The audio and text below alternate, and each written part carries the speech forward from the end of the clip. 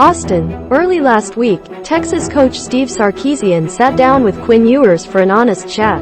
Not to chastise the 19-year-old quarterback for what happened in Stillwater, Oklahoma, on October 22nd, but to let him know that bad days hit everyone, even wunderkinds with supernatural arm talent. Your response, Sarkisian explained, is the only thing that matters. Ewers needed to bury the 3 interceptions, the 30 incompletions, the blown lead and loss to Oklahoma State in the past.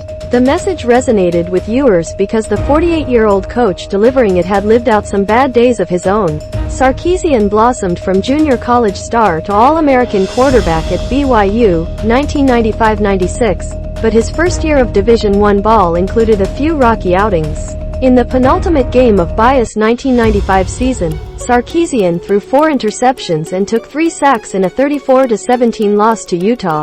A week later, he threw for 399 yards and 3 touchdowns to beat Fresno State and help the Cougars claim a share of the Western Athletic Conference title. He kind of just took me through what he went through, and I think that helped me a lot, Ewers said Monday. It's sometimes easy to forget just how young Ewers is, and the pressure placed on the former Southlake Carroll showstopper has only intensified with every jaw-dropping dime in each new endorsement deal. Just this past summer, the quarterback and his trademark blonde mullet fronted a Wranglers marketing campaign, the latest in a string of name, image and likeness deals that began in 2021 with a $1 million contract from a sports memorabilia company.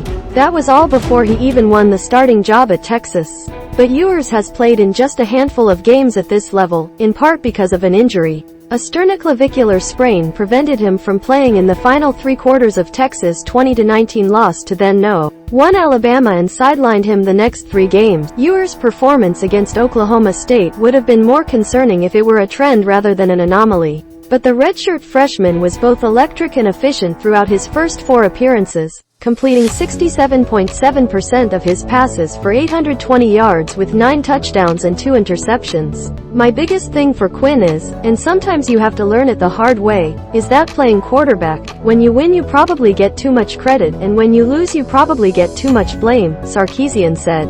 And you have to be careful, not to ride that emotional roller coaster of the highs and the lows of the perception from the outside. And you need to go to work every single day and keep the noise quiet and know that myself, the coaching staff, the team is in the foxhole with him and will go to battle with him every day. Ewers admitted the footage from the Oklahoma State game was tough to go back and look at.